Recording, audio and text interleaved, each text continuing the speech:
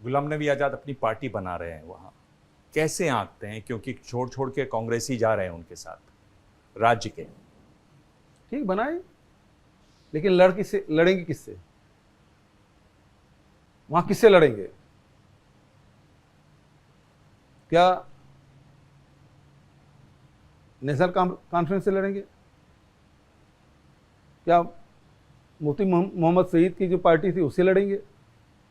भाजपा से लड़ेंगे या कांग्रेस से लड़ेंगे? और फायदा किसको पहुंचाएंगे? विपक्ष को या अभी केंद्र में सत्ता में उससे? ये सवाल तो उसे पूछा जाना चाहिए।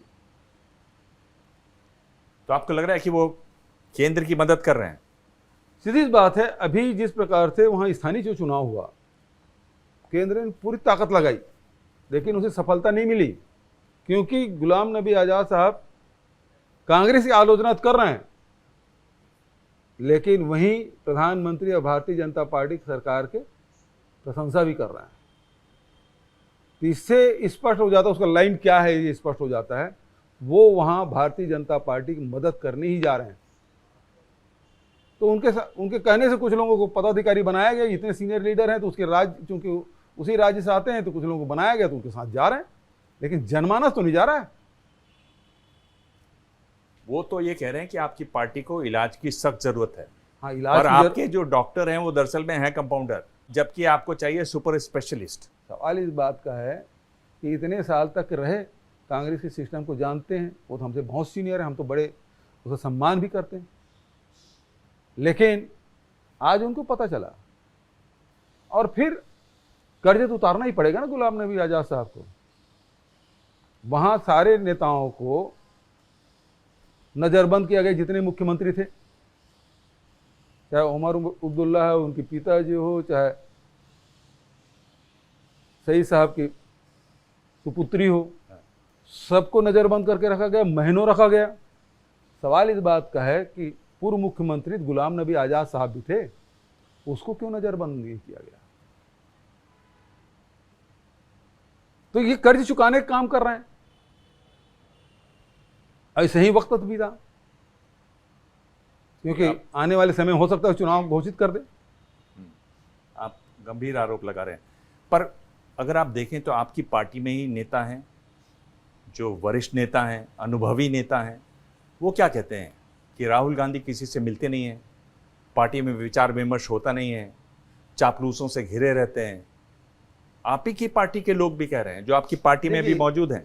एक बात तो समझ लीजिए, इन 2 वर्षों में पहली बात तो है कि राहुल जी ने 2019 के चुनाव का जिम्मा लिया हार का, और उन्होंने इस्तीफा दिया, नंबर 1।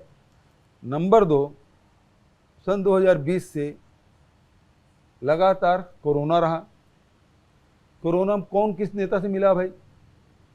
CWC की मीटिंग इतने बार वीडियो कॉन्फ्रेंसिंग के माध्यम से हुई है, और उसमें गुलाम नबी आज़ाद साहब भी रहते थे, उसके विचार भी, उनके सुझाव भी लेते थे, और उसके विचारों को तवज्जो भी दी जाती थी। और जब चुनाव का डेट डिक्लेयर हो गया था, यही गुलाम नबी आज़ाद जी हैं, उन्होंने कहा कि इसको पोस्टपोन किया जाना चाहिए और मैडम को कंटिन्यू नहीं करना चाहिए क्योंकि अभी कोरोना है। तो प्रस्ताव देने वालों में से एक ये भी है। तो आज जब सोनिया जी अध्यक्ष हैं, तो आप राहुल गांधी से क्यों उम्मीद कर रहे हैं? तो आप एक तरीके से बड़ा खुलासा कर रहे हैं कि गुलाम नबी आज़ाद ने कहा कि सोनिया गांधी कंटिन्यू करनी चाहिए अध्यक्ष के तौर पर। हाँ, CWC की बैठक में बात हुई थी, ये बात हुई थी।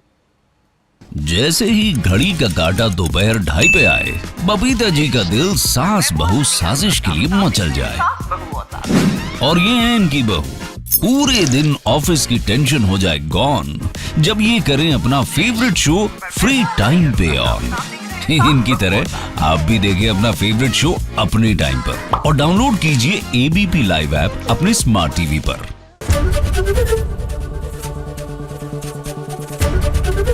ABP न्यूज आपको रखे आगे।